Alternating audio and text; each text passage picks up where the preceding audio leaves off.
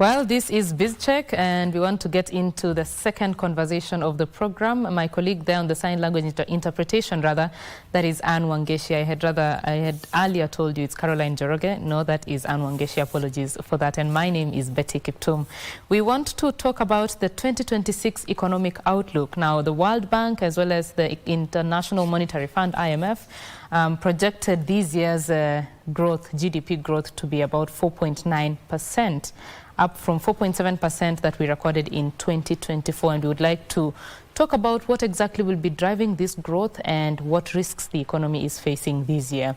To have this conversation is the Institute of Certified Public Accountants of Kenya, that is ISPACK Chairman, CPA Professor Elizabeth Kalunda. Karibu sana, Elizabeth, Professor. Thank you so much, Betty, for having me here, and Happy New Year to the viewers. Happy New Year to you too, on their behalf, of course. 4.9%. What does that number tell you, and what are the projections of ISPACK, if any? Yeah, so thank you so much, Betty, for that question, and also just sitting here today at the beginning, at the early start of the year, to look at how the economy is going to be. Yes, looking at the projections that have been given by the CS National Treasury, we are projecting a 4.9% growth. I would say that is quite optimistic. And looking at the assumptions under which those projections have been done, it will be good to look at the numbers deeper to see, is that going to be a reality, or we are simply maybe just being very optimistic. Yeah, so as we continue with the discussions, we are going to look at how are these numbers coming in. But generally, just looking at them before going into the depth of the matter, looking at the mega projects that the government is having, we have the Mau Rironi, that mega road that is there. We are hoping that by completion of that road, there's going to be improved transport, there's going to be opening of opportunities around those areas. But the big question should be, what are we going to be transporting using that road? Because I'll take that road as a pipeline, but so what are we going to be putting in? So we need to look at issues industrialization, and we need to look at, are we preparing ourselves to, in terms of the other activities, other economic activities, to ensure that the 4.9 growth is a reality. Again, looking at maybe Impata's food security, we have also mega projects that the government is undertaking. We have the Galana Kulalu project, which with the, looking at the projections and where we are, maybe we might make it or not, but indeed, if we are going to put our focus on that, we are going to get the 4.9 growth. Yeah, but we'll look at the matters in depth so that we are able to see exactly what can we do so that we are actually there. Yeah, I like that you mentioned the issue of construction of major projects, major infrastructure projects that are coming up. Construction rebound was one of the key drivers of the economy last year, and it's projected to continue driving the economy. There was also the clearing of pending bills in the construction sector, in the infrastructure sector, that really pushed that particular economic sector. So what do you foresee for 2026, specifically with the input of the infrastructure projects that are ongoing? Okay, and now looking at that one major project, that is the Rironi Mau Naivasha Road, the big question here would be, how is the funding coming in? And we've had a lot of discussion in terms of how it's funded, and we can see that clearly we've come in with a new model. Previously, all these projects were being funded 100% by borrowing, but we can see now the funding is internal. Actually, we can say it's a PPP arrangement of some sorts. We have NSSF that is actually using the Kenyans' money to support that infrastructure. We also have the China Road and Bridge Company working on that. And also now what we're anticipating that every shilling that we put in that project, the infrastructure fund, is going to actually attract another shilling. Actually 9 more shillings or 10. Yeah, so maybe what looking at that, it's a big plus for the country if it works well, and there's going to be transparency, there's going to be accountability, because we've reduced the borrowing cost, and more fundamentally looking at the Chinese government funding this, we are actually coming out of the dollar situation fix that we've been in, and that has been quite instrumental in trying to stabilize the Kenyan currency to the US dollar. So for me, that's a big plus. But as an institute, what we need to watch out, because ISPACK is the, actually we are the custodians of financial integrity in the country. So what we need to ensure is that there's a lot of accountability, openness, transparency, and clarity in terms of the contracts that are there to ensure that the funding is going to be right. Again, looking at the previous years in terms of the growth in the construction sector, the most interesting statistics is that if you look at the growth in the construction sector vis-a-vis the constructions that are going on, including those of the housing levy, in a way the growth does not seem to really match. Yeah, because the growth is not as huge as the projects that we're being told. So we need to monitor what exactly is happening. And in terms of maybe the other multiplier effect, in terms of the jobs that are created there, are those jobs able to now just bring the multiplier effect to ensure that the Kenyans actually get jobs and the money is used in the country? Yeah. I will dig deeper into ISPACK being the custodians of financial integrity in just a little bit. But let me ask you about the Rironi Mau Summit, the road, you know, linking Nairobi to the food basket of Kenya. That particular road, as you've mentioned, is going to open up very many opportunities, being that that region is the food basket of the country. So when you talked about the issue of industrialization. Yes, sure. What is your view in terms of the government investing in industrialization and ensuring that we are producing to take advantage of the infrastructure that is being laid out? Yeah. Okay, yeah, now looking at the government priorities and for the current government, one of the key priorities that have been in the Vision 2030 and also in the beta economy is the issue of making Kenya a middle income, and this is going to be through industrialization. Now, unfortunately, looking at the statistics and even the BP, the budget policy statement that has been out, we see there's a mismatch in terms of how much funds have been dedicated to just making industries grow and spur. Because looking at the FDI, we can see that there's been a lot of walkout of foreign companies from Kenya, and that is actually, most of them are closing the industry. So there we are actually missing the target. Again, looking at the issue of creating an enabling environment for industries to be built in Kenya. I think our tax regime has been quite unfair. It has been quite repressive, and it is actually sending out potential investors. Another thing on the industrialization bit is that if we look at probably maybe the factors that would make industries grow in Kenya, where we have the special economic zones, we've not seen a lot of growth in that area. So the government needs to be very specific, and looking at just the principles of industrialization. As a country, we need to actually stop having so many projects that are running and focus on key areas. And one of the areas that I would recommend, and even ISPACK would recommend, is the issue of industrialization. So let's look at which industries are these that we want.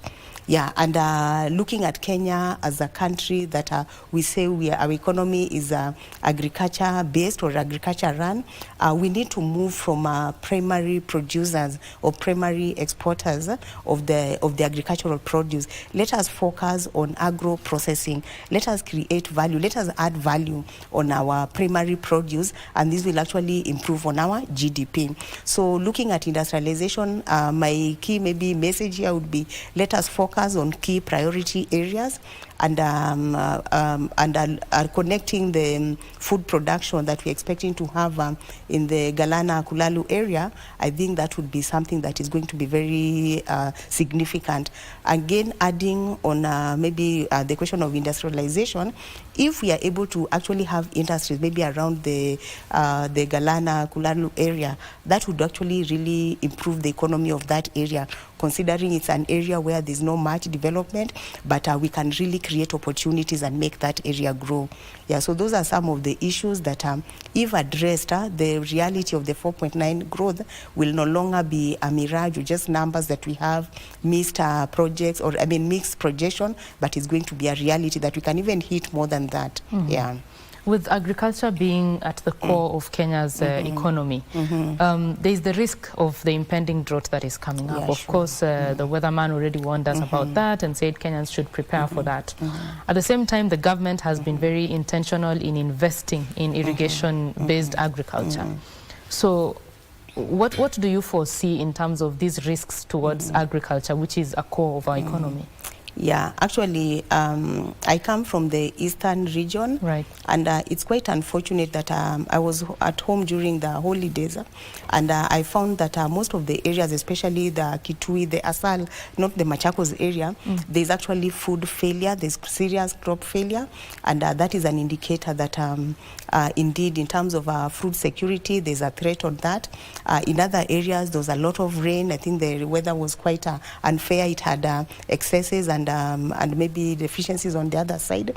So looking at that area and maybe what the weatherman said, it's a matter that it's not new in Kenya. We've been having the unfair weather, and recently there was just a joke that was going around, but which I support what the president was saying. The president was saying that we actually don't need rain, we need water. Yeah, so if we are able to harness and trap the water that comes from the rain or get other sources of water, we are going to solve our food security problem. So the main thing would be, do we have dams?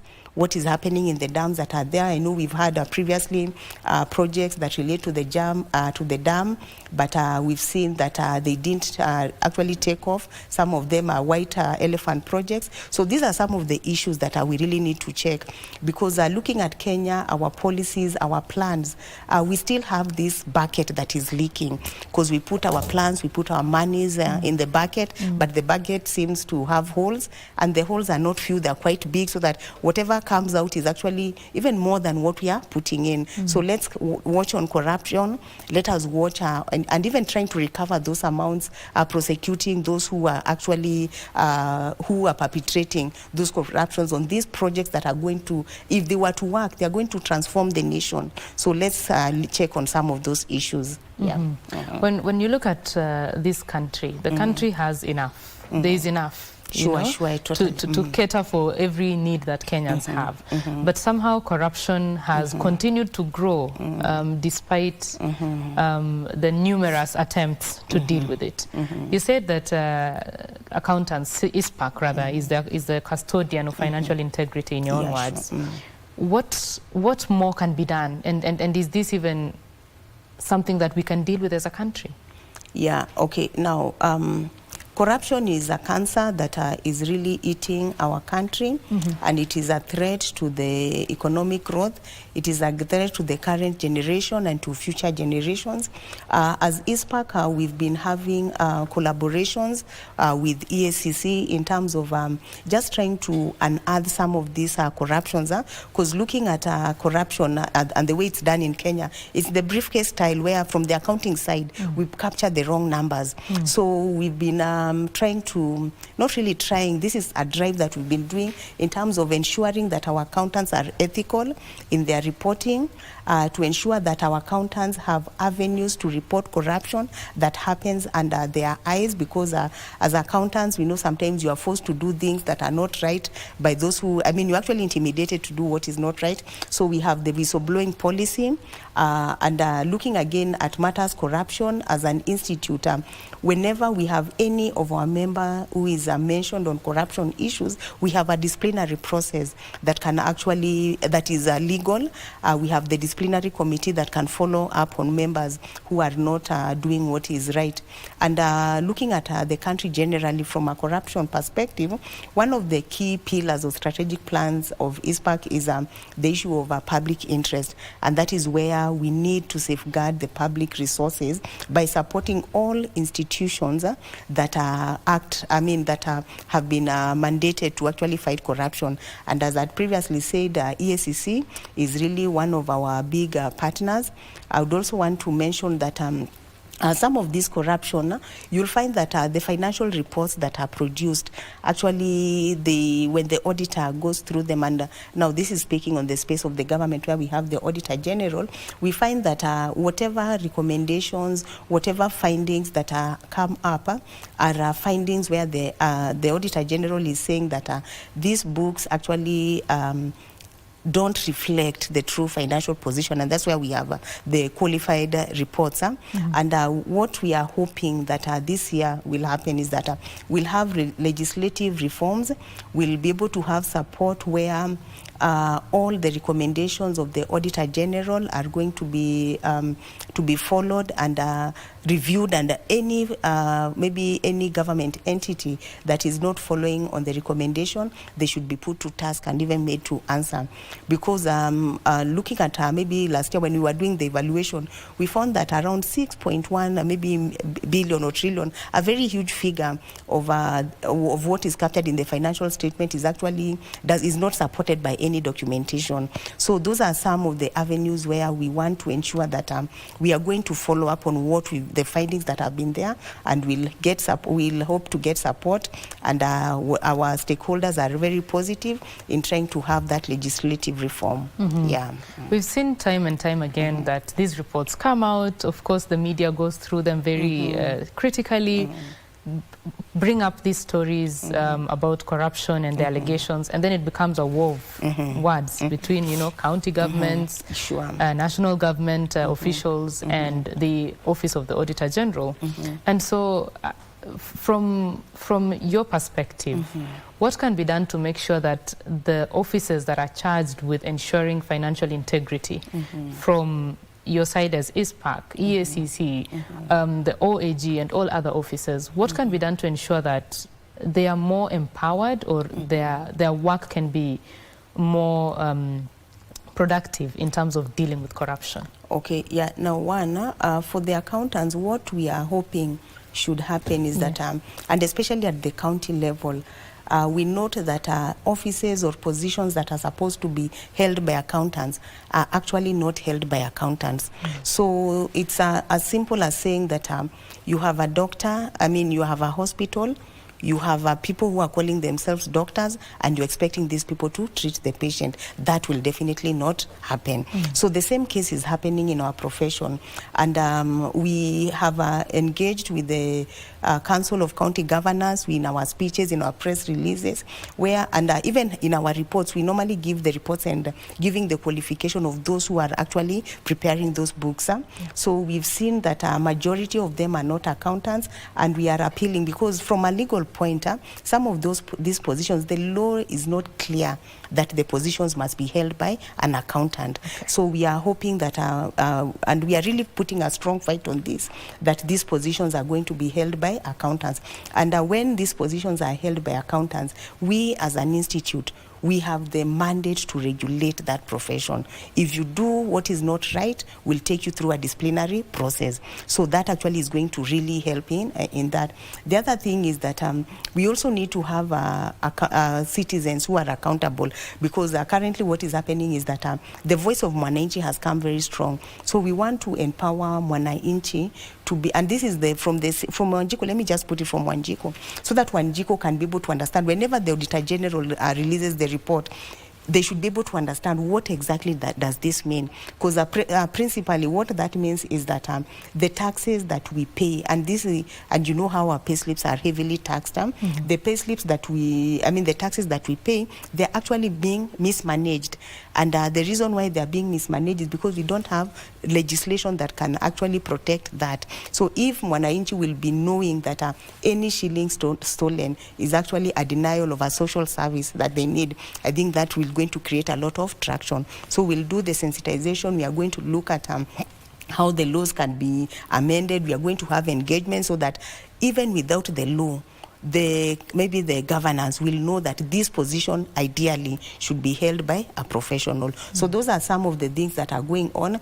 And as I'd mentioned before, other than just having those advanced reports or the qualified reports, what we want to do is that we want to have a system or a policy that ensures that all recommendations are being addressed. Otherwise, whenever you look at the recommendation year after year, we always have the same reports where we say we have unaccounted for expenditure, we didn't get documented. I mean, the same story year after year. So we need to take action in terms of implementation, and if that is not done, then there should be a reprimand system to ensure that it is done. Right. Yeah. Let us hope that those measures actually bear fruit, you know, in the long term. Let's talk about another tenet of the economy this year, and there's the issue of borrowing, from not from a government perspective, but the private sector lending. Central Bank has been very intentional in bringing down the CBR. It's at around 9.5% now, down from 11.25 in early 2025. But when you look at the lending rates of the financial sector, they are not reflecting this. And you would expect that there's more private sector credit, but it's not reflecting. So what would be your thought on this? Okay, now in terms of the interest rates, because the interest rates are again one of the parameters when we are looking at economic development and even the economic outlook, I would want to really commend the CBK through the Monetary Policy Committee for recently reducing the CBA rate to 9.5. Which is quite I mean, it went down from the previous one. And going now back to the question in terms of how comes the loans are not coming at that rate. Now, looking again at what is happening with the CBK, they have actually mandated the banks to use the credit, the risk-based lending, so that when you are borrowing, then there should be a formula that is being used. And the banks actually have come up with the formulas. If you are a member of any bank or customer, I'm sure you've received mails telling you this is now the new rate. There's a formula that has been created where that formula will definitely, okay, because now when it comes to the final lending rate, it is it's a model where you have that rate from the CBK, and then they use the risk premium and any other factor that has been allowed by the new formula. So the rates will not go down to 9.5, but they'll definitely be lower, and the CBK is really monitoring. The banks have actually under scrutiny in terms of what rates they are using. So I'm seeing the lending rates from the commercial banks will go down, and that's a very big plus in terms of looking at economic projections. But then now the key issue, which I'm foreseeing a big problem, looking at the budgetary policy statement and the budget estimates that were there, I think our budget for next year is around 4.6 trillion. We have a deficit of 1.1 trillion Kenya shillings. And looking at how the government is intending to fill in that gap, the government actually has is projecting that 1 trillion, I think 1.0 something, which is almost 92% of the deficit is going to be provided domestically.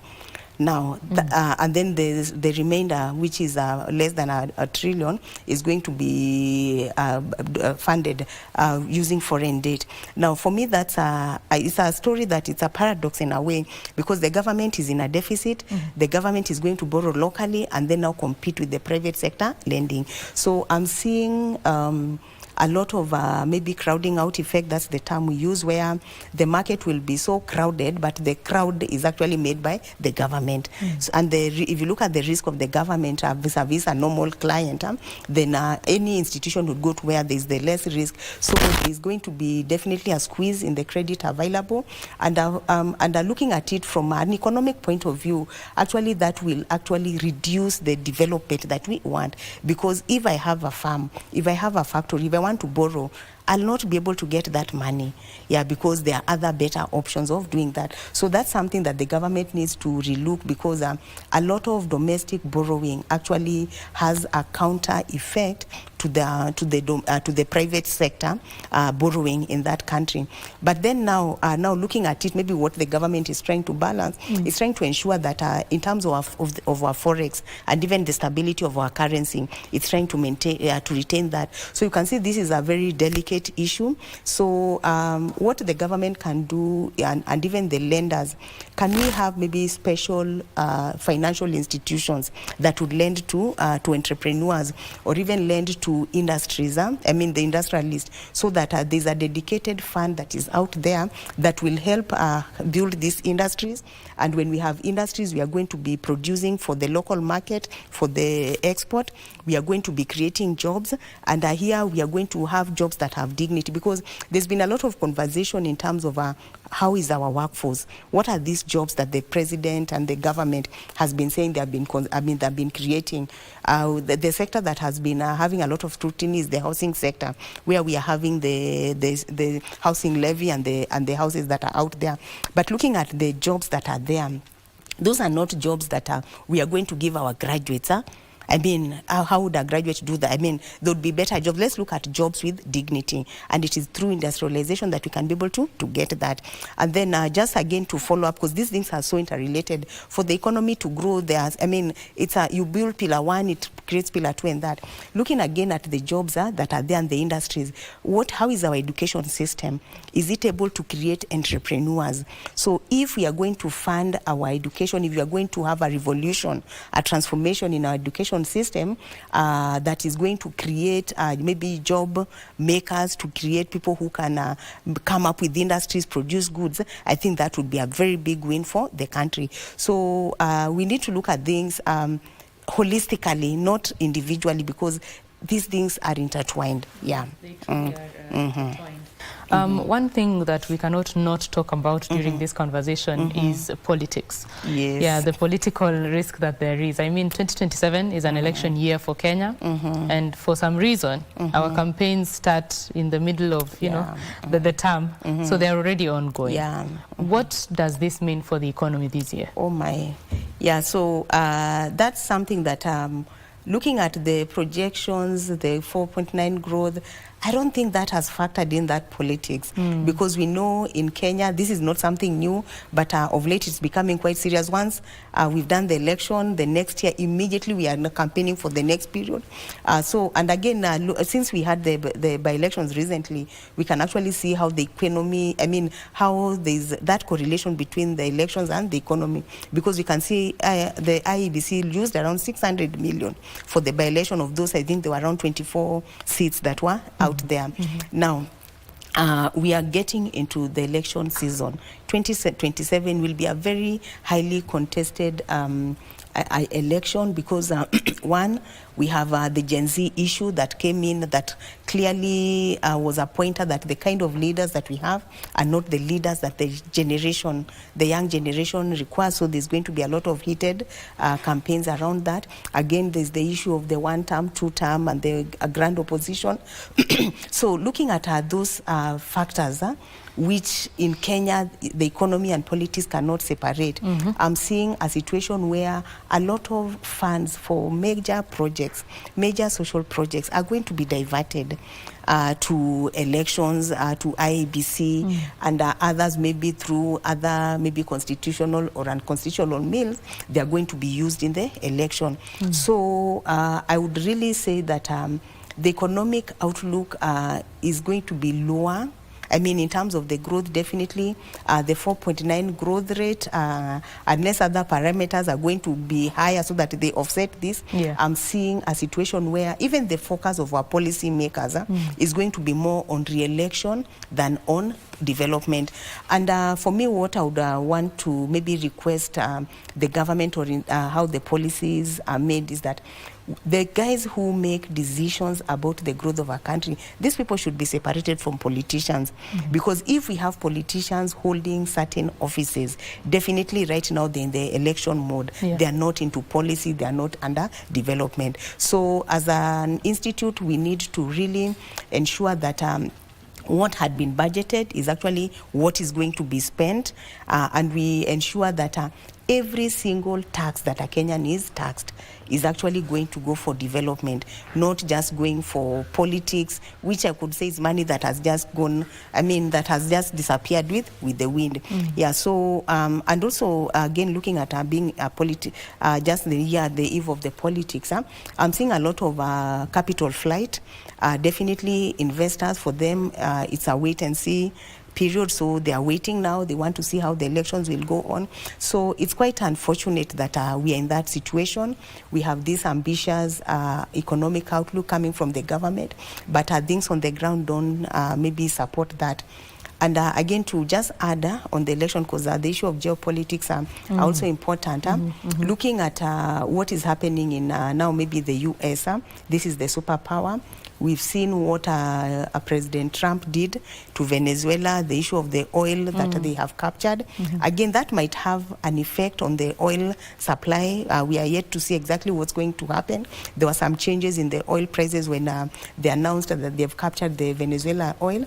And again, looking at now some of the policies that are coming from the Trump or the US government, and one of this is going to really affect Kenya is I think early this week, the American government said that they have introduced a 1% tax on any remittances that will be sent outside maybe the formal or the regulated system. Yeah. Now, if you look at our economy and even what is in the budgetary policy statement, there's the issue of the diaspora remittances. This really contribute a lot in terms of our foreign reserves and also just supporting the economy in the Kenya.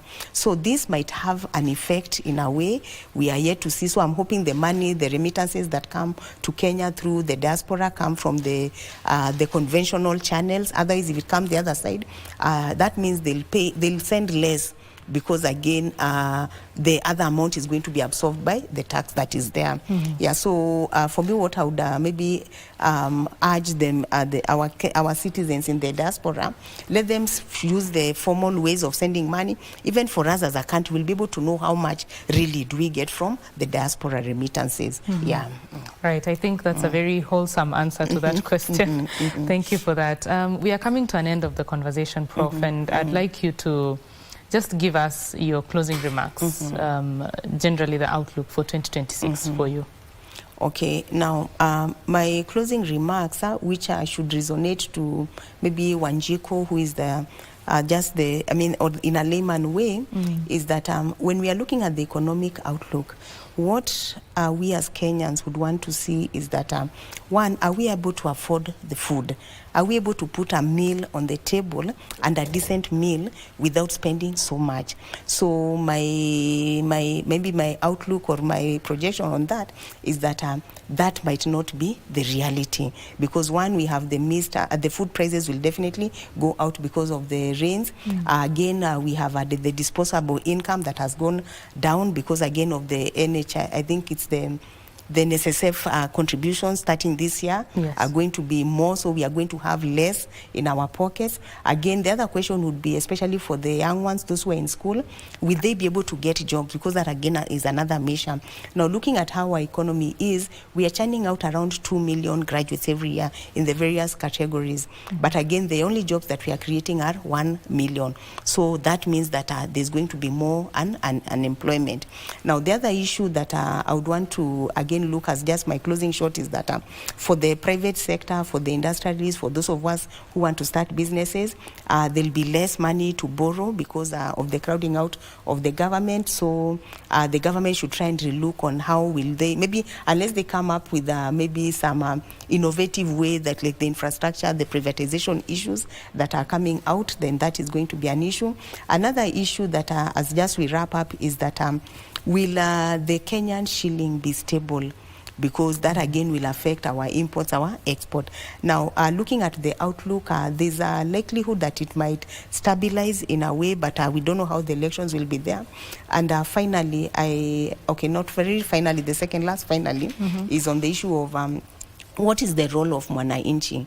For me, Mwananchi should be able to understand what is happening. They should be able to voice their voices whenever there's public participation. They should actually participate in any of the bills that are out there, especially that touch on us. And finally, to the government has promised that this year they're not going to introduce new taxes. What they will do is to increase the tax base. But my major concern, especially as a CPA, as the chairman of the institute, is that the new rules of IT teams, where every single expense for it to be allowed allowable will have to go through the e-teams. Now that is actually for me a danger, because the very, very small micro businesses, they don't have the e-teams. So it means that any buyer is going to actually overstep that and go to the next level, and that might kill the economy. So Kenyans, please, let's embrace the year as it is. I wish you very well in this new year. Let us be vigilant. Thank you. Let us be vigilant. Thank you very much. I have been speaking with CPA Professor Elizabeth Kalunda. She is the chairman of the Institute of Certified Public Accountants of Kenya, ISPACK, and we have been discussing the 2026 economic outlook for Kenya, of course, with the risks including the agriculture probably dipping because of the impending drought, as well as matters politics. But of course, as she says, there are some upsides. The construction industry infrastructure is also picking up really nicely, so we shall be on the lookout on how the economy shall go and continue to inform you. This has been BizCheck. My name is Betty Kiptum, and Anne Wangeshi there is my colleague on the sign language interpretation. Thank you very much for watching, and enjoy the rest of your viewing. Coming up at the top of the hour will be Kurunzi Mashinani. Do stay with Channel 1. Bye-bye.